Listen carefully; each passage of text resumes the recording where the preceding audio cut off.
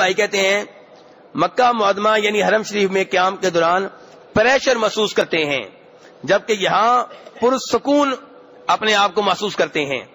تقریباً سارے ساتھیوں کا یہی حال ہے، وجہ بتا دیجئے۔ میرے بھائی، اللہ بہتر جانتا ہے کہ آپ ایسے کیوں محسوس کرتے ہیں، ورنہ ایمان کا تقاضا یہ ہے کہ جیسے آپ اپنے آپ کو مدینہ میں پرسکون محسوس کرتے ہیں ایسے ہی مکہ میں محسوس کریں۔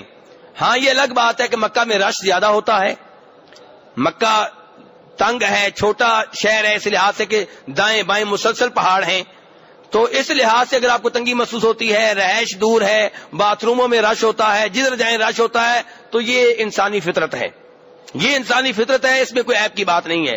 لیکن اگر اس کے علاوہ کوئی چکر آپ سمجھتے ہیں تو میں آپ کے سامنے وہ حدیث رکھوں گا جس میں فرمایا نبی صلی اللہ علیہ وسلم نے جب کہ آپ مکہ چھوڑ کے مدینہ آ رہے تھے، ترمذی شریف کی حدیث ہے ابن ماجہ کی، اور آپ کہاں سے آ رہے تھے؟ مکہ سے مدینہ، مکہ کو ہمیشہ کے لیے چھوڑ کر آ رہے تھے، ہجرت کر کے آ رہے تھے۔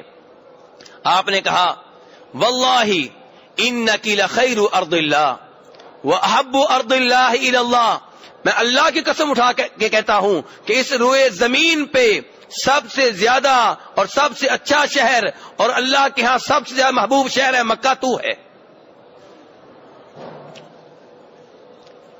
تو اللہ کے ہاں سب سے زیادہ محبوب شہر کون سا ہے؟ مکہ۔ اور کچھ لوگ کیا کہتے ہیں جی، وہ کہتے ہیں نہیں جی اللہ کے رسول صلی اللہ علیہ وسلم کو سب سے زیادہ محبت مکہ سے تھی اور اللہ کو مدینہ سے تھی۔ انہوں نے ایک حدیث من گھڑت بیان کرتے ہیں، اس حدیث میں کیا کہا جاتا ہے جی؟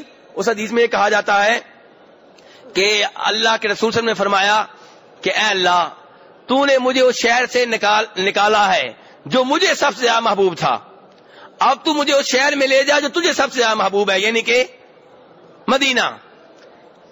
میں تکنیکی لحاظ سے، فنی لحاظ سے، علم حدیث کے لحاظ سے گفتگو بعد میں کروں گا، پہلے آپ سے یہ کہتا ہوں کہ آپ ذرا اس حدیث کے معنی پہ غور کریں، کتنا خطرناک معنی ہے۔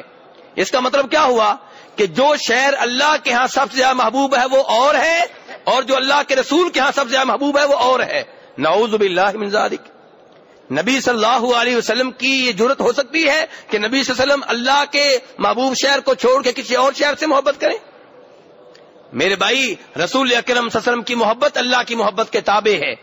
جس چیز سے سب سے اللہ کو محبت ہے اسی چیز سے سب سے زیادہ اللہ کے رسول صلی اللہ علیہ وسلم کو محبت ہے۔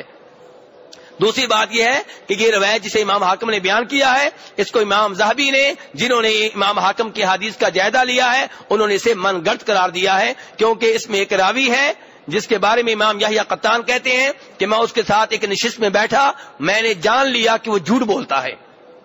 اور جس حدیث کے بیان کرنے والوں میں، روایت کرنے والوں میں کوئی جھوٹا آدمی آ جائے، علماء کرام محدثین اعظام اسے قبول کرنے کے لیے تیار نہیں ہے، اور اسے رسول اکرم صلی اللہ علیہ وسلم کی طرف منسوب کرنا جرم سمجھتے ہیں۔